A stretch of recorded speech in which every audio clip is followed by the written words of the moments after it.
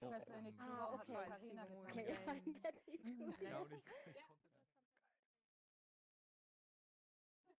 cut out. Schluss. Oh no, the last day there was a bit of a haze. Yeah, Shushu, if you like, you can also have a talk here.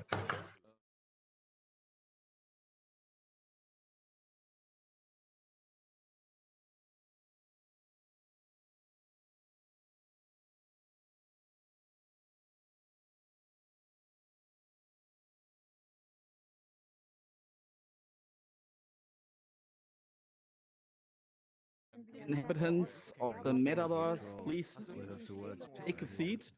Yeah, that's what I meant. About- Oh, I thought you meant like the last VR chat. That big megaphones on. I thought. Yeah, we're about to start our talk right now. I'd like to introduce our moderator for tonight, Liam. And Liam, I would ask you to mute the audience. Sorry for that. You will be enabled to speak again after the talk. But for now, we will silence you. So, hello everybody and welcome to the first edition of X Nights, our monthly series of events revolving around new immersive forms of storytelling. My name is Thomas Zaubach. I'm the head of VM People, an agency that is specialized in new digital forms of storytelling. Me and my team have the pleasure to host this event for tonight. The so-called Metaverse is probably one of the biggest buzzwords these days. As for me, I'm convinced that we should bring this fear. We should do, make things. We should be creative.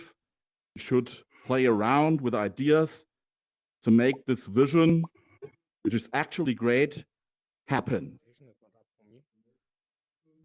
And this is exactly why we built this place here, the Area X. This is the reason why we brought X Nights, this event series, to life, to connect like-minded people like you and exchange our ideas. We are very happy to have two highly inspiring people here tonight who have been working for years at many levels on the fundamentals that will eventually become Metaverse one day. Astrid Kahmke and Sara Lisa Vogl. Astrid's heart beats for storytelling.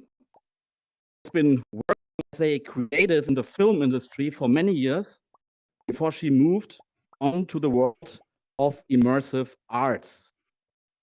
Astrid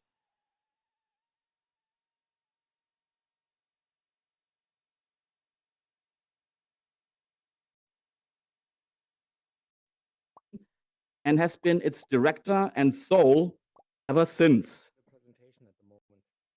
Our second speaker for tonight, Sara Lisa Vogl, is not only a great creator of VR experiences, but also a researcher and connector of the so-called Metaverse. Sara Lisa is co-founder of the organization Women in Immersive Technologies Europe, a member of the Global Future Council, VRAR, on the World Economic Forum. Astrid and Sara Lisa will share their thoughts and opinions on how to shape our immersive future in a fireside chat live on our virtual stage. Their claim is all power to the artists. Ladies and gentlemen, dear guests, please welcome Astrid Kahmke and Sara Lisa Vogl. Thank you. Thank you very much. Can you hear me? Yeah. All right. Sound okay? Oh, cool. So thank you very much, Sorry Thomas. to interrupt you at the very beginning. Can everybody see the presentation? Can we get a heart if you can see the presentation? If you can't, can we get a sad face? I can see it. Okay. Okay. Okay. Interesting. Sorry, bear with me 2 seconds. I'll just connect it. And Here we go. Can we get some hearts if you can see it now? Get some hearts. Some hearts. There we go. Perfect. Sorry about that. Slight hiccup at the beginning. Thanks, everyone. Stage is yours. All Thanks, right. and no worries. Very cool. Okay. So good evening all, and thank you for being. This evening is dedicated to all works of visionaries and artists in virtual environments, but especially I want to talk to Root. Under this artist persona is Sara Lisa Vogl, who most of you very likely know. I just consciously spoke about virtual environments, but we can't avoid metaverse. In my opinion, unhealthy hype that personally reminds me of the early days of the wave of VR. In 2013 and 2014, let's say, evangelists, ambassadors, futurists, the breathtaking development of VR technologies and consumer markets. The headline along the lines of invest in virtual. I know I'm exaggerating, but there were some pretty heated discussions back then that inevitably led to sobering up. On the stock market, consolidation, and when reality again determines values more than bet on the future. So what is the metaverse? I think everyone in this room has read a thing or two about it. For me, the most catchy idea is that the metaverse is the internet, except that we build virtual environments instead of 2D, and we build these environments in 3D, in three-dimensional space, where we can interact and communicate with each other, with our representations, with our digital beings, our digital selves, the avatars. Why do I find the current discussion about metaverse unhealthy? Well, because once again, we have the chance to use great technology. We have the chance to use the developments for real socially relevant change. And this is really much needed. I think you agree. We are facing times of climate change, of a pandemic, of social inequality worldwide. There must be a chance for a chance to change, the opportunity to use these technologies for a better future. What is really happening is we talk about capitalization, about economic and also political potential. And this makes it a brave new world, right? Most of the efforts I perceive, I'm honestly have to say, are aimed at bringing the old familiar into the new spaces, rather than creating something true. Thank God there are clever minds, artists, philosophers, who also deal with the metaverse. And they are thinking about how to shape fundamental change that we are facing. So at this time, we really have the tool in our hands that everyone can participate in and that everyone can help shape in a real democratic process. Recently, Tony Paris, Unity, he shared some thoughts about the metaverse and shared the 7 rules of the metaverse. So the 7 rules are 7 sentences, and I want to share that with you in a moment. Rule number 1 is there's only one metaverse. Metaverse is for everyone. Nobody controls the metaverse. That's a good idea. Metaverse is open. The metaverse is hardware independent. Metaverse is a network, and the metaverse is internet. This is where my idea comes from. So one of these brilliant minds already working and shaping the and in the metaverse is Sara. Sara is one of the really truly pioneers working in VR since 2013, 14 around. There was a legendary 40-hour shamanistic tour. I remember 48 hours in virtual reality. It was in 2015. That was actually in 16. January 2016. Yeah, we did that performance in the Game Science Center in Berlin, where we basically just got our first HTC Vive dev kits back then, and we basically built this hypothesis of like, how would it actually be if a person would be nonstop in VR and kind of live in VR, and we did that for 48 hours straight on a live stream where he was basically not taking off the headset, and I took care of and basically guided him through different VR environments, put the trip together, took care of his hardware so that everything was set up and kept running. And I obviously, it was in like early days, I had to restart the hardware like several times, like the PC and the headset and stuff. So it could all keep running, but he never took the headset off his head. So There that was also dev kit one time, so in 2000, I guess. Yeah, that was really like the days. You also game called Trips. And the stunning thing about lucid trips is that it's dealing with a complete different kind of locomotion. And this is really something new to be honest. Not only you teleport or you walk, meanwhile you can fly in VR. What Sara did already 5 years ago was to let you move through underwater space by shoveling your hands like swimming. And yeah, that so was step back there, because it actually is true that we started and I co-created that together with Nico Ute. He's a VR creator from Hamburg.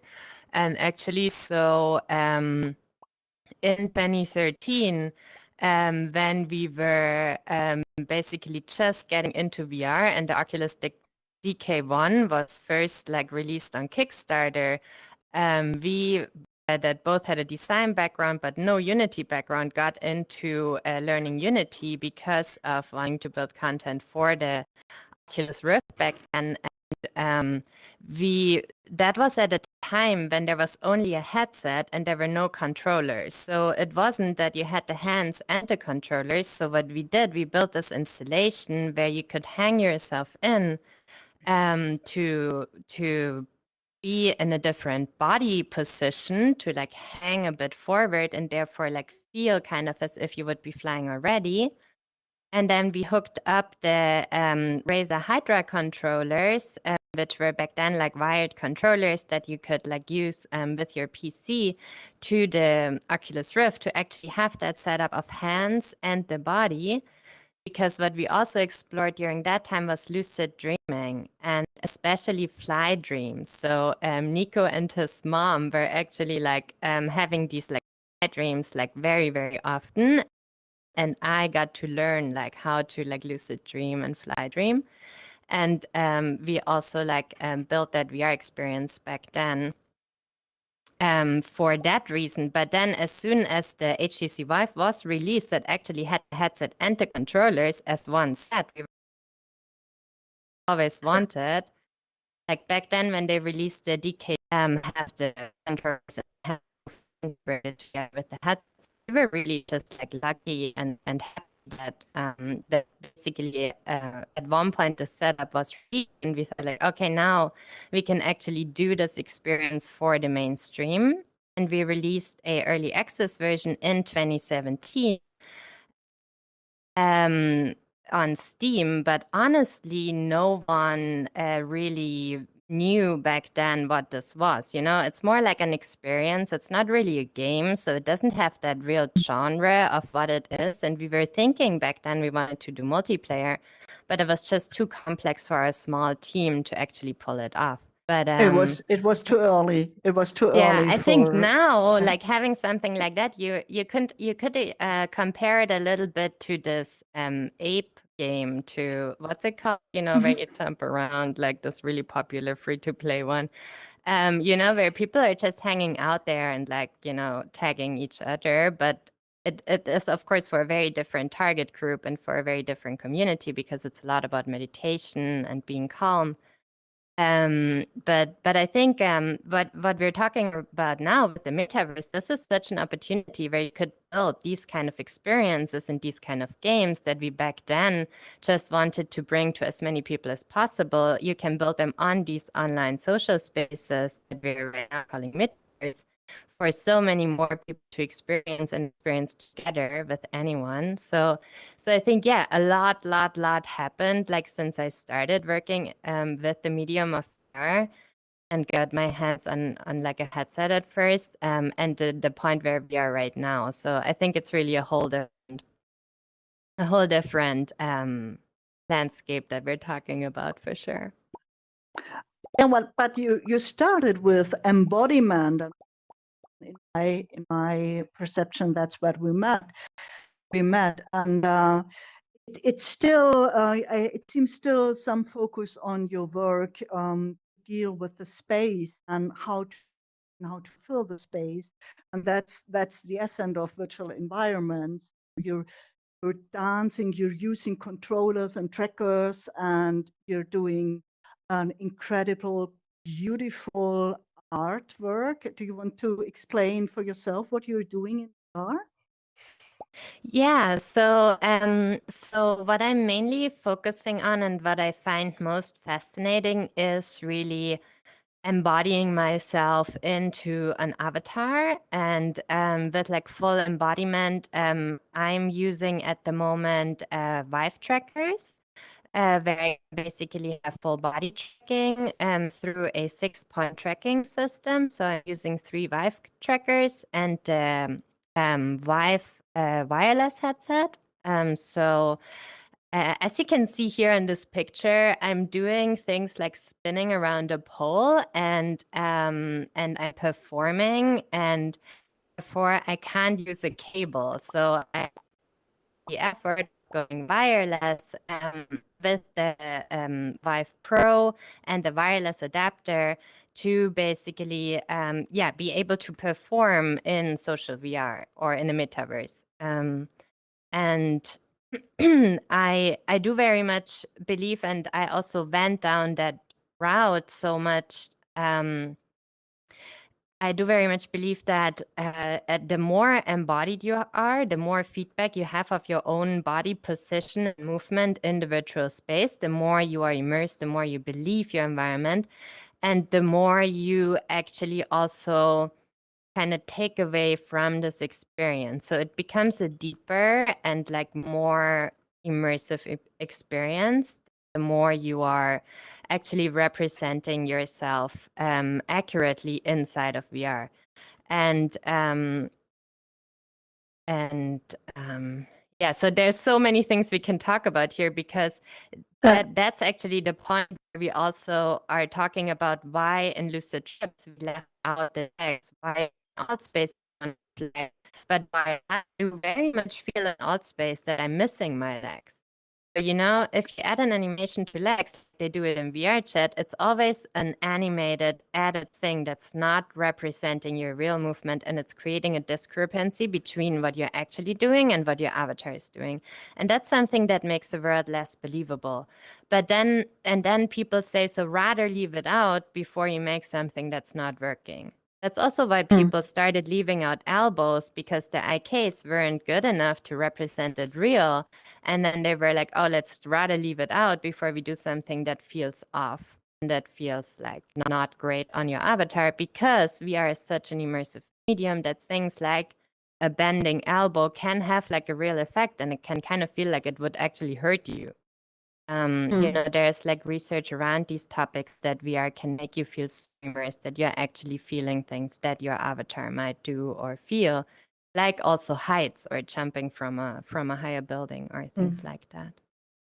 That's interesting. What you're saying is that our brains are the brain is completing pictures, right? So I wouldn't miss your elbow or legs standing in front of you because my brain thinks this is Sara, even if this is a animated avatar, but I hear your voice on my own. If I look down and I don't see my feet, I feel strange. Yeah. And that's really interesting. That's something people are working on it, and I think it's cognitive science also. The psychologists are working on it. But maybe we show the trailer to step into your beautiful dancing performances and the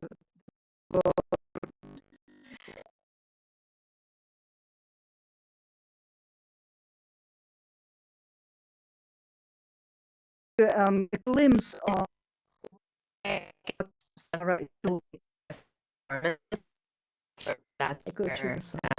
In Fireside and Somnium Space.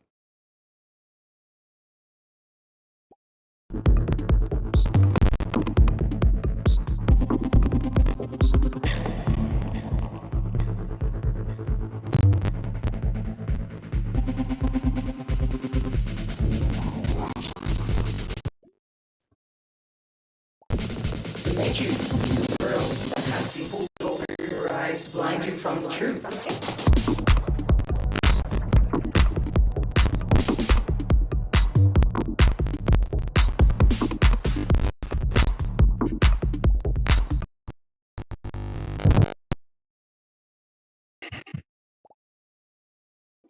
Cool and so big.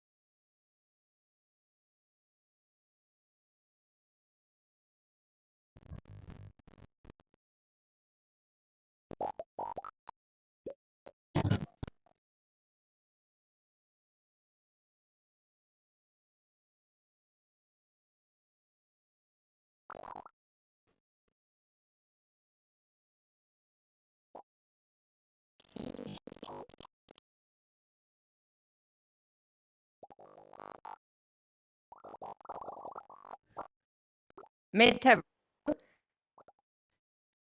which actually at least Xenia over here I see in the picture, and maybe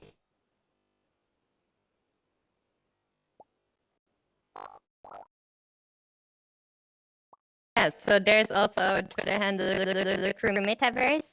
That's, I think, one of your next crew to follow in the Metaverse space. That's definitely one to mention. The Metaverse crew, and we have the Discord channel, the Twitter, and we also have weekly meetup chat.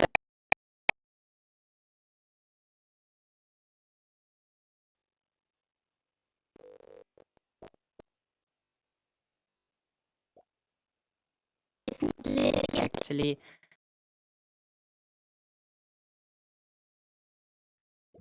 doing a lot on this platform. To mention that.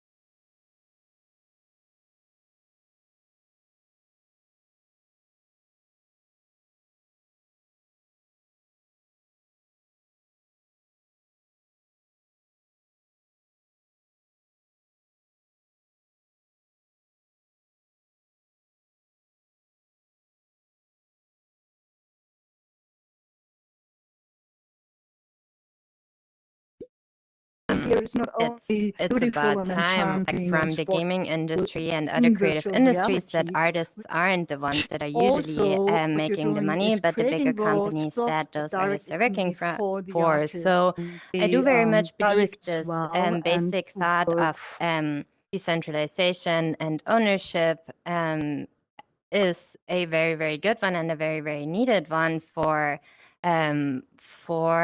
this new area that we're now entering, where we're basically talking about creator economies, where we're talking about enabling people to actually like really step into self-expression and into like into really realizing their ideas and their creations and can actually sell that and make money off. Because usually what the case is that artists, if they're lucky enough to make a living in the metaverse, are working on someone else's ideas to translate them. But now in this recent wave, we've seen an uplift on interest in digital artists creating avatars or images or videos, etc., that are actually bought because they themselves are great, or the artist behind that is great, or the community or the collective that is with that artist is great. And so I think that is a step that is very, very much needed, that like artists are not just like working for brands to like realize their like brand goals, but that actually there's a creator economy being established that values like individual styles and like really individual brands. Like we also saw that happening, for example, on Instagram or other like 2D social media in the last years. So I mean, Instagram is not a great example, but like I mean the because there's like it's not a comparable creator economy, how the business model behind that is functioning, but still it enables people to. For me, it's the only way, and this is why I think the title "All Power to the Artist" it's not as provocative as it sounds. Possibly, is that it's always been the artists who had the visionary ideas, and who took new technologies as tools and created something really new. And what's happening right now, Metaverse, my opinion is that there are too many companies building old stuff and bringing their old ideas, their old business models into the metaverse, whereas the real chance is what artists are doing. So bringing new ideas, fresh ideas into the space. So you are one of these visionaries who make it a utopia instead of a dystopian idea. And this is extraordinary in my opinion. So thank you. Thank you for saying that. And what I would like to add to that in terms of, you know, the metaverse and the current hype that's also existing around it right now is when we're defining the metaverse, I actually I do not agree with those 7 rules of Tony Parisi, I have to say. I don't think that those rules make sense to define. Number one, that there's only one.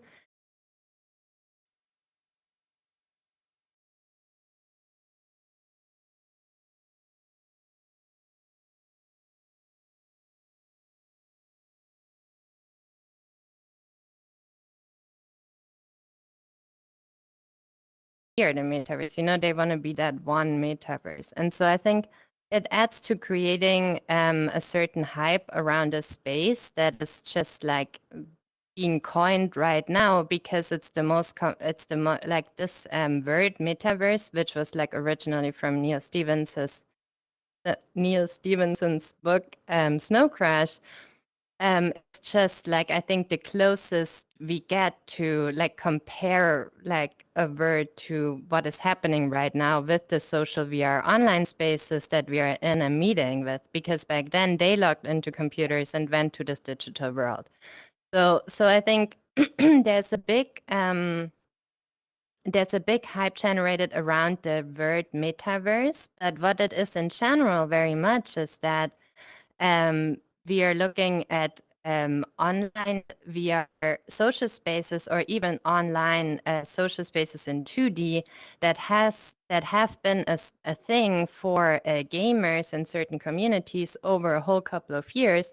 But now the mainstream is actually there, especially since COVID. This is something that like everyone kind of wants to participate in certain areas. And so, you know, there's now like, it seems like there's a metaverse for this and that, there's a metaverse for this and that. Back then it was like massive multiplayer online games, what they called them. You know what I mean? Like, I think there's a lot of like a talk that's going back and forth around this hype word, but what we're actually looking at is like a really huge potential, because we've seen that from the gaming industry for years, that this concept works and people want that and people profit from that, you know? And so I think what we're looking at here is just like defining like how these spaces exist. And like, I do very much think there will always be certain spaces that are for some target groups and certain spaces that are for other target groups. I don't think there's going to be one of them that's completely interoperable. Back then, even like when we were talking about the performance disconnected we did in 2016, the projection that Torsten did back then was that there will be always legal and illegal VR cafes or something, you know, where you have like a kind of like a darknet metaverse, and then like you have like one kind of more open metaverse and like all these kind of things, you know. We were like playing with these kind of ideas. There will always be like underground things as well, like in real life. That's the case in real life too. Absolutely.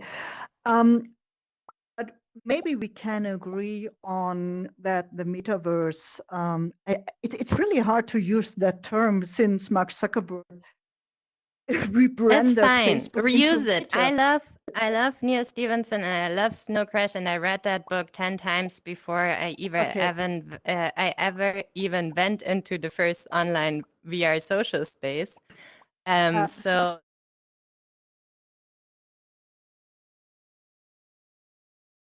because they want to claim that term, and I think the metaverse is something that can't be claimed by one company.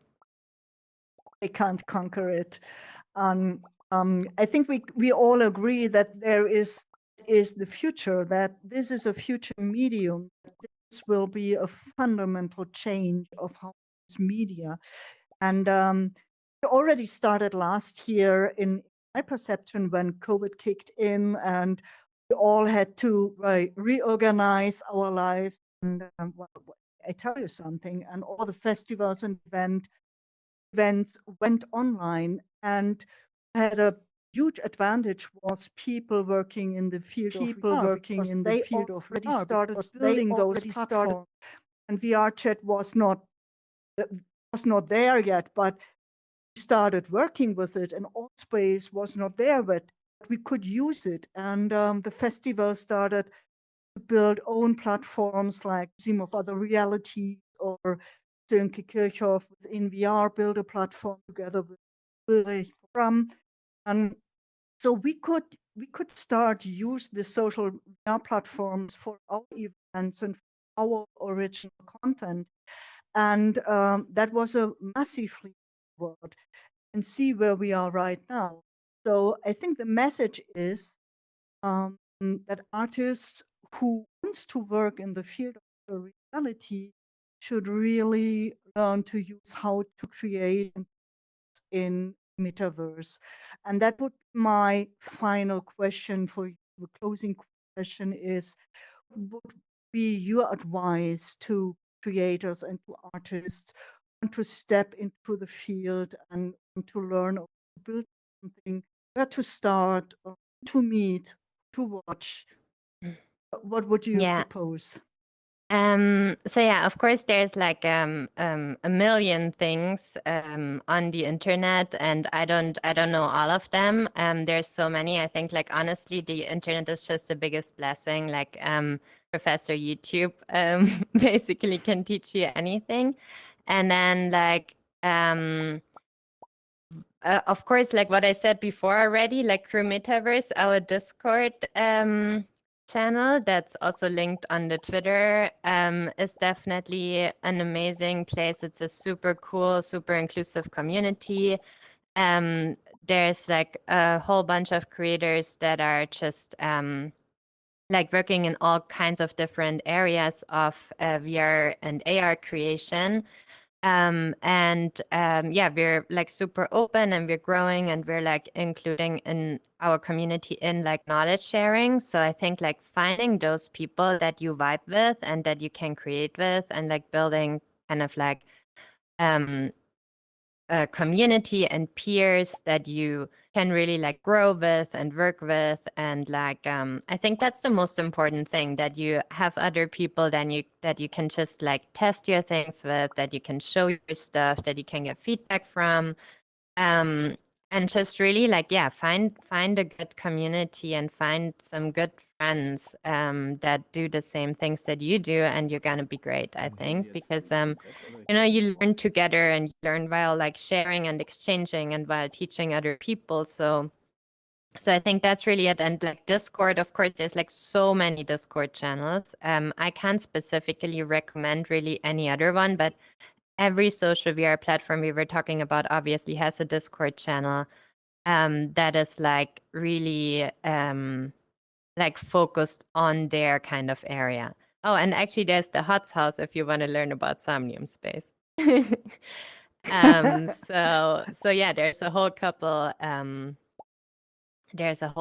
of opportunities, but it's really also about, you know, what you want to do, and there's new stuff coming out every day, so I have no way of knowing everything. So yeah, so just stay updated on Twitter and Discord, and yeah, and learn and create, because that's just getting you wherever you want to go.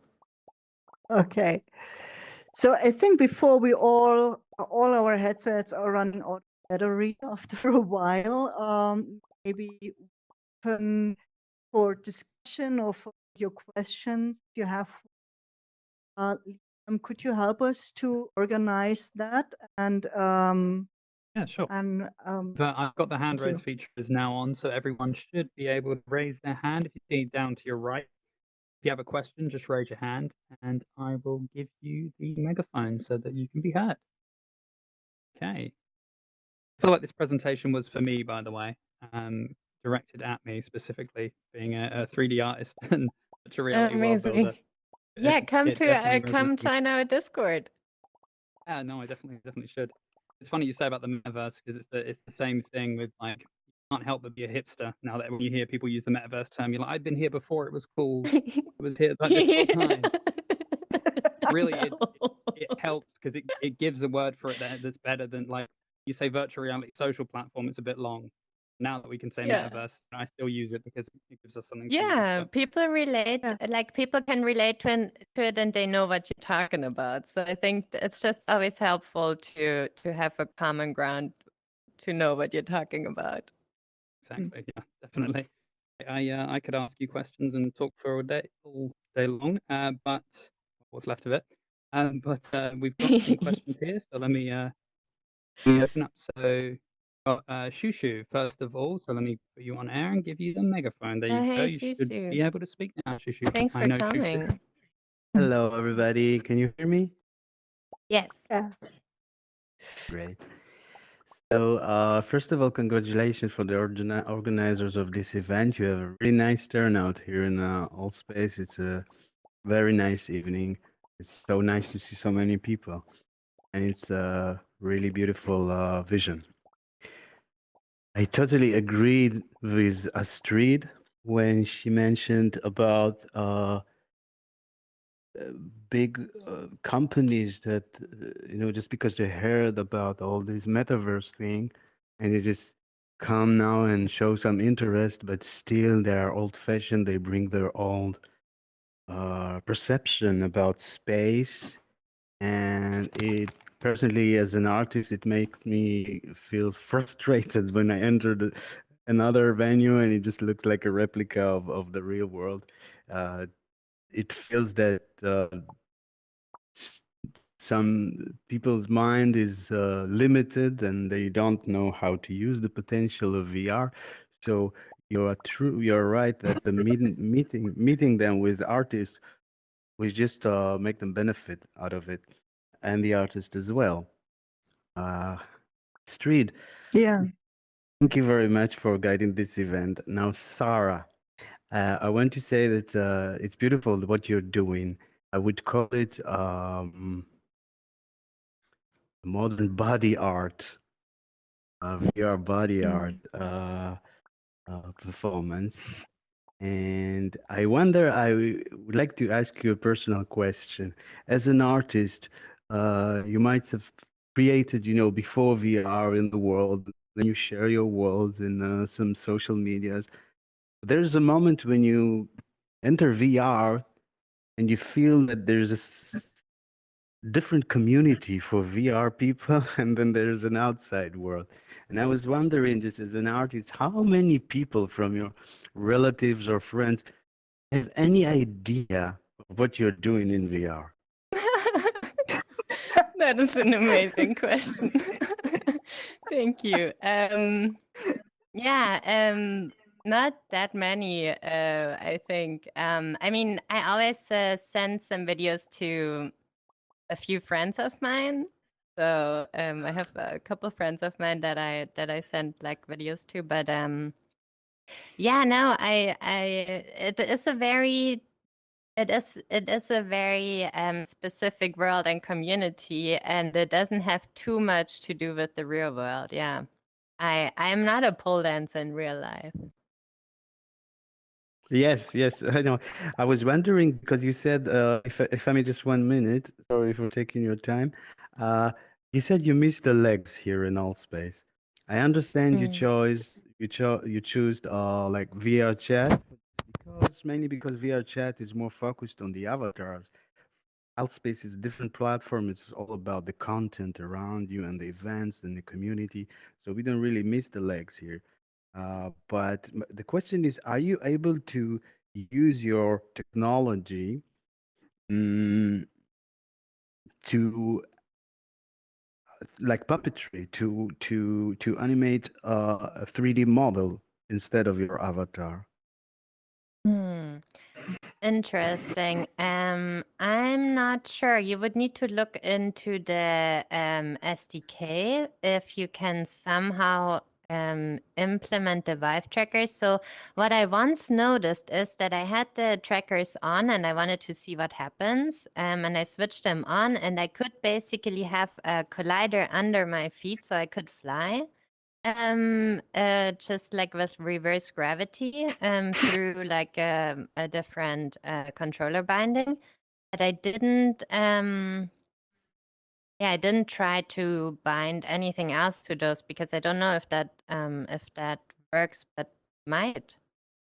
I mean, but you can't upload avatars here, right? You can only upload worlds. I'm not sure. Something for Yeah. Lawless to check out. Yeah. There would be only worlds in here, so you couldn't do it with the avatar. But no, that's a great question as well. Yeah, Um, great question for sure. It would make so much sense. and thanks for that one. Right, so I'm going to take the megaphone off of you now, Shushu. And we've now got THT, as I know him, Thorsten, right? You should have the megaphone right now. So, thank you very much. Very interesting, and I have to apologize. I'm actually a business professor, so I'm the one, but I'm not wearing You a don't suit. have to So apologize. Ooh. no. Absolutely so not. that's Welcome. no.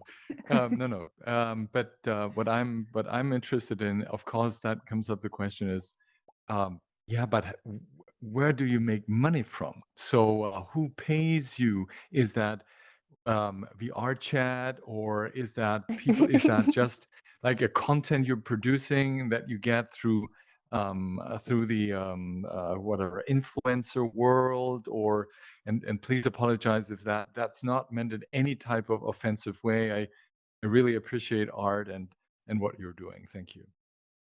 Yeah, great question. So, no, that there's no payment from any of the platforms just like that, or influencer payment or anything like that. But I did get a creators fund from Somnium Space. So there's a couple of creators funds that you can apply to. That's what I usually do a lot. They're now, like with the Metaverse hype, there's actually a couple of things.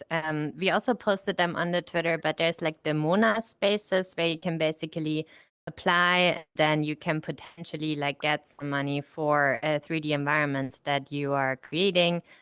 There's of course the opportunity, and what I am exploring recently as well is with NFTs on Somnium Space. They have NFTs, so that's how you actually can make money. And I'm already seeing like fingers going up. I know it's probably a very very hard topic very hard conversation to have right now, and there's a lot of negative implications because of certain blockchains on the environment. I'm very aware of that. I just wanted to mention that in that context. But I do see the positive sides of NFTs and of NFT collections that also then work later on with airdrops. And I do very much think that this is something that I definitely do want to explore for anything that I'm working on with WIIT. Because I do want to build this community inside the metaverse, and that's also where it starts like generating money, because I I start running events, or I start basically also like selling my own avatars. But as we were talking about before, with artists not always being able to work on their own stuff, I do still work at least half of the time, if not more of my day, for other people to actually finance all my art that I do mostly for free. So that's also something. Maybe I can add something here that you're very much deeper into the topic, Sara, of course, but I realized that it's really of the essence what kind of skin you're wearing in social environments. So I feel always clumsy in space, to be honest, because it feels like being in Yahoo Chat in the 90s. No, it's not the 90s of the internet, but the early 2000 years, though. It looked really a bit childish, to be honest. And it doesn't give me too much opportunities to create my own avatar. Whereas when I go to other spaces, you can use avatars, like in VRChat, you can use your own avatars. So I'm not a 3D artist, but I want to be cool and I want to have something that represents me. So I ask an artist to art, for example. And let me add that in Venice, the Venice Biennale VR Festival last September, they offered a huge gallery, an artistic gallery of avatars you could clone on. That was the first time I have seen something like being in an arts exhibition, and there were pictures on the walls of artistic avatars of most beautiful shapes and textures, and wonderful. It was a wonder world. And you start to move differently. You start to feel you have another skin. And I think that's a market of the future as well. It starts already in Fortnite. It's changing their skins and buying shoes and digital fashion. But I think that will be something in the metaverse that really will be a market. And I find it okay, the cryptos, and that's a completely different topic, of course, talking about chain and cryptocurrencies. But this is a chance of pay direct to wallet, so that if artists known economy and Yeah, definitely. And what I meant with the NFTs for Somnium Space is exactly that, avatars, because as it's also a online social VR space, like a metaverse, where you go in embodied, like they're creating it VR first, basically.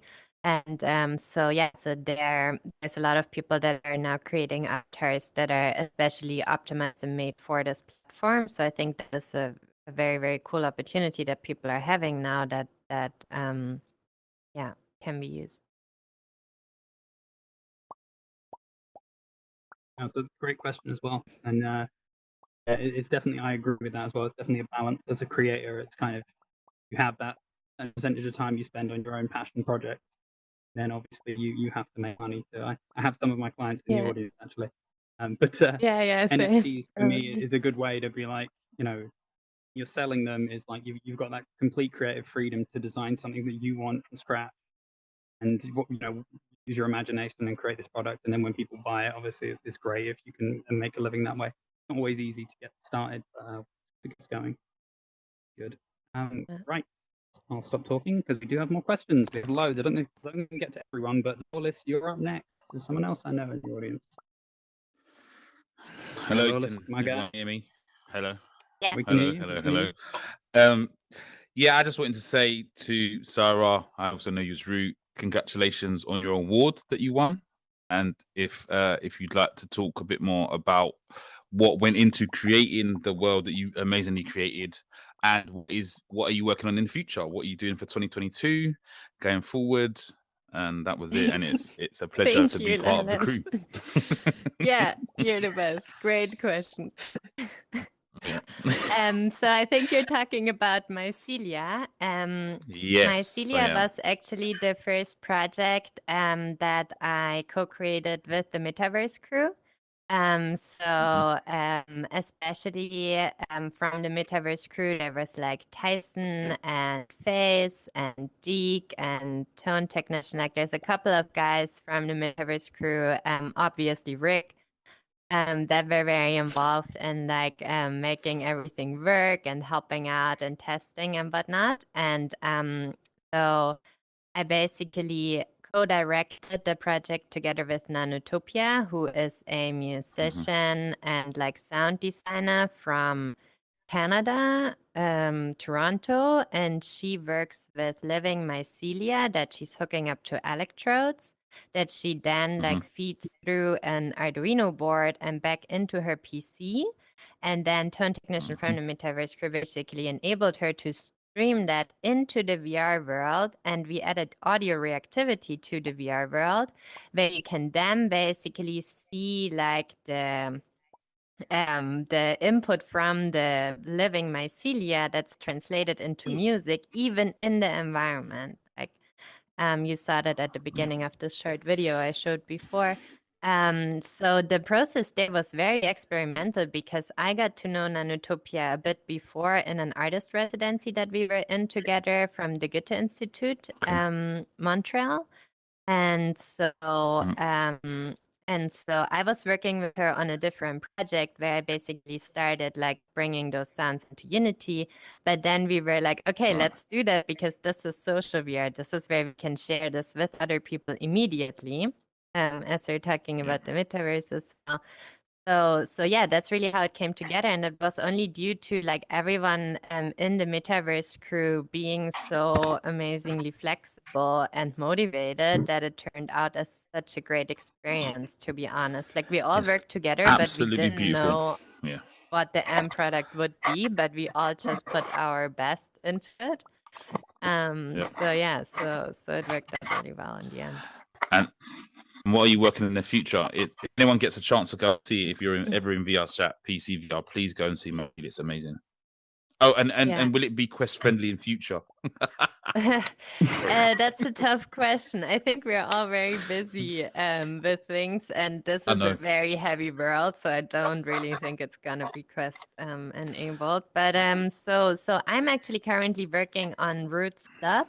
So as I'm doing these performances and like exploring more about embodiment, I want to do that with other people, and so I'm building this club for full body track performers that want to basically get into virtual performing, into like full body tracked entertainment or shows, or just also self-expression, be it dance, be it like be it whatever. It can just be movement, but it would be like this fully embodied, and it can be any shape of avatar or whatever you want to explore. But yeah, so that's what I'm doing with Roots Club. I just started sponsoring like for 2 diverse creators wife trackers, so they can hopefully join me soon with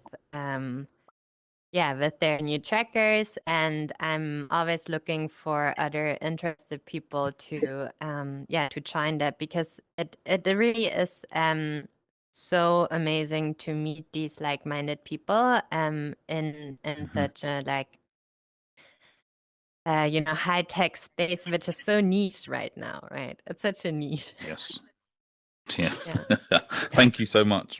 Thank you so much. Thank you. And thanks for coming. I know you're missing the meetup currently, because usually at this time is our Metaverse crew meetup that I already pointed out to the organizers people. Sorry. No worries. No worries. I'm very glad and happy to be here. Don't get me wrong. I'm glad to have you. Stolen you and Lawless. Thank you.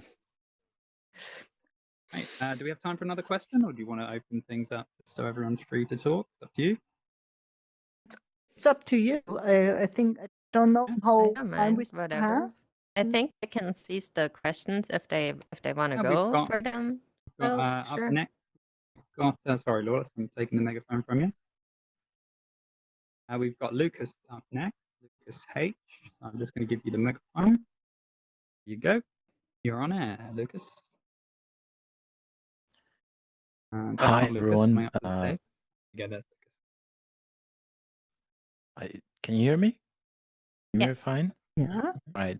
Yeah, actually, I wanted to like pick up on a question that's been posed before. What was about like, how do you make money here? I just wanted to like, I don't know, give another input. If we talk about the metaverse and virtual reality, of course, you got to make a living somehow in the real world, but at the same time, maybe it's also time to challenge the status quo and think about, I mean, we have abundant social interactions here, creative space. We don't need like the materials. If you're an artist, or if you have been a traditional artist, you need like material to create your art out of. Here, you can create things out of pixels. So maybe we also need to question, do we need to make a living in the way that we used to do? And stop asking that question, like how do you make a living in the social space? And just think about how is this revolutionizing how I can contribute to a community and also gain from the community? I don't know. Just wanted to ask yeah.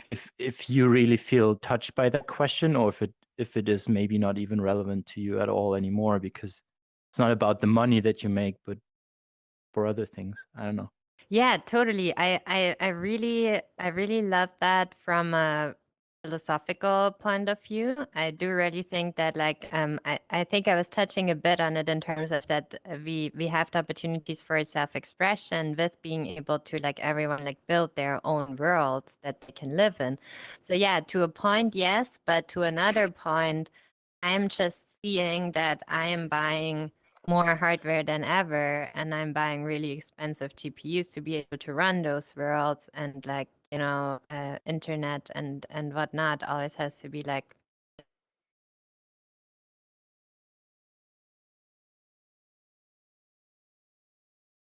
biggest like money spent is new hardware, because like, or new software as well, because it's not all free. If you want to create rights-free content, it's a lot of it is like very expensive software that you're using, and so yeah. Actually, I would love that, and I think it's a great utopian idea. But the reality for me still looks different, with like the computing power just being so very expensive currently. So would I don't know, the conclusion be that maybe more people outside of the community that like people here are in would need to understand that there's a place here that is also worth supporting, that is also worth contributing towards, that maybe there's like state funding. You've also talked about external support that you got, that there should be more of this, even if people right now don't see the value in like non-material things being somewhere on air. I don't know. Yeah. Okay, maybe it's too philosophical. Yeah, I think that's gonna become very very specific. But I do very much agree, and I do very much think that there is a space for all these things. Even currently, there are opportunities to probably like fund a VR ready computer and headset with like creator fundings. So yeah, for me it's just like that still it's graphics cards are just like very expensive and are using a lot of electricity, so it doesn't seem to me at like the kind of utopian paradise we're looking for in terms of like the balance where we're at the end, you know. Or maybe that's a bit pessimistic for me, but I'm very aware like what kind of computing power I'm using or I need to use for actually having that VR content and creating that VR content that I enjoy. And so I don't have an answer to that. I don't. But I think we will see like when time develops, you know, like I'm not making the graphics cards, and I just know what I have to use to create what I want to create. But yeah, very. I have a completely different, maybe provocative attitude to that. Of course, I think, I don't know why, but artists are usually are really frying and say, oh, I don't need much money, I can make for less, it's all for the arts. And then one point, companies and the economy is taking advantage of, let's say, people like Sara, she's working here for 10 years and she's already, she's exploring it and investing a lot. And I think it's time to value to artists, and can't change our economic system for. It's something I would love to, but it's nothing we can do as an individual. It's an social achievement I have to work on. But for now, I think it's if money is the currency of value and evaluate an achievement, artists should get paid a lot.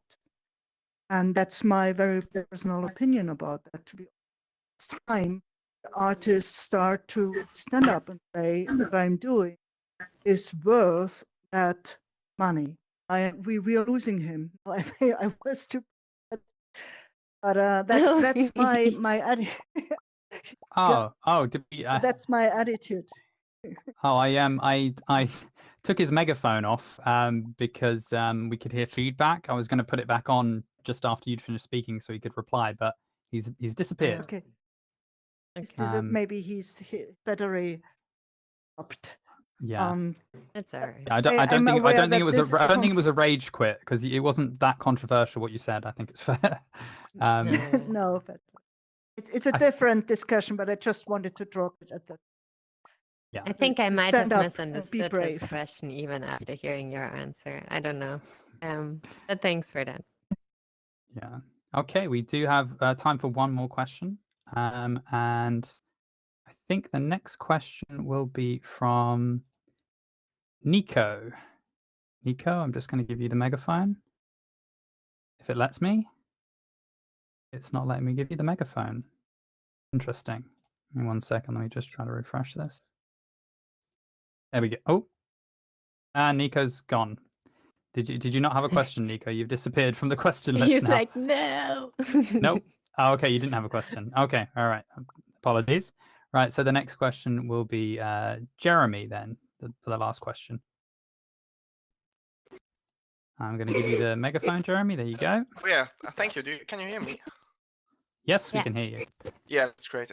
So my question is more about NFTs, and I want to ask: do you think there will be a designer who will go with customizable, so not designers in real life who are designing for the fashion week or something? Or, so do you think maybe in the future there will be some people having a job full-time designer for customizables in the metaverse?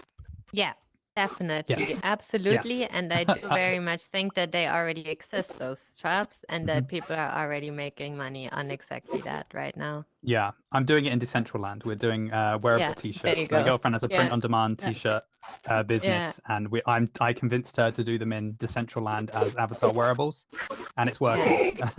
So we're getting sales on that front. So yeah, definitely. Okay, Yeah, thank you for and the I think answer. those things are like in the VR spaces. It's probably still like a bit slower, just because like all of the VR spaces don't have the user numbers, like except maybe Rec Room, than compared to like Decentraland, etc. So we're really looking at like things that are working completely in 2D, but in VR, it's like just about to happen. Okay, great. So do you think that Decentraland will be the main currency for that, or is there something else which is important for that? I think this will happen everywhere, like anywhere Yeah. where you can imagine someone having an avatar and wanting any kind of like wearables or, cars, whatever you can imagine that the avatar wants to own inside the metaverse, someone has to design that. And that's going to be creators. Yeah. So yeah, Okay, so thank you. Somnium Space is at the moment like doing that exactly with their NFTs that are minted through their platform. And I am not sure how exactly all the systems will later on work together when you get like future airdrop variables, for example, for your NFT avatar. But all of that is currently being developed, and you can see that on a couple of platforms how it's done. Okay, so you think that something like the movie Ready Player One will be something which we will see in the future? I think that's reality to a degree right now. Yeah. I was also talking to a creative director of I'm not going to name drop the company, but a big company. And they were asking me about sort of people buying NFTs and then being attached to real life, the item. So they send, when you buy the NFT, they send the item to you as well. And trying to use a platform that at the moment, the features don't exist in the platforms to like, it's not integrated into the platform. So you can do that. But when things like that start happening, it'll be more of that Ready Player One scene where he buys the suit in virtual reality and it turns up in real life. So I think that's something we're going to see in the not too distant future.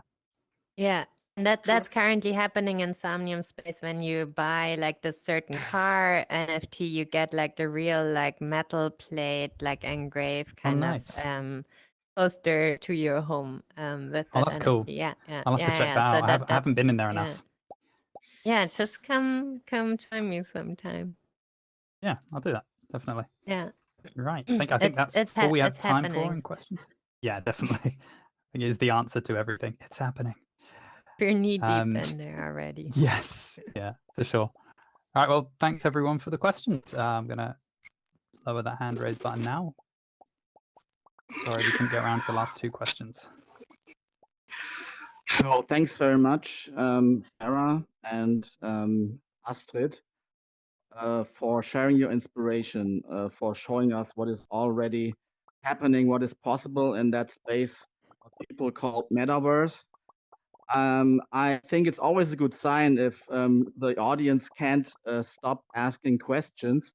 Fortunately, we couldn't address every question that was being asked, but would you stay here for another, let's say, 5 or 10 minutes so people can approach you to talk to you one-on-one? Sure. So if that is possible, please, we close this session now. Don't stop the conversation. I myself, I felt very inspired by the video you were showing, Lisa, the pole dance. And that's the point where I can point you to our party that is taking place in the Area X at 10 o'clock. We don't have poles, but we have really good music. We have a resident DJ called Illuminati. Some of you might know her. And yeah, if you're up to, please be back. And we'll meet on the dance floor probably. Thanks. Okay, great. Thanks for having us. For being here tonight. And well, maybe you are back one day to talk about your new projects. That would be great. Thanks to our great audience. And I would like to point you also to our next X Night, which is taking place on February 8, where we have another cool topic. It's about concerts in virtual reality. So see you all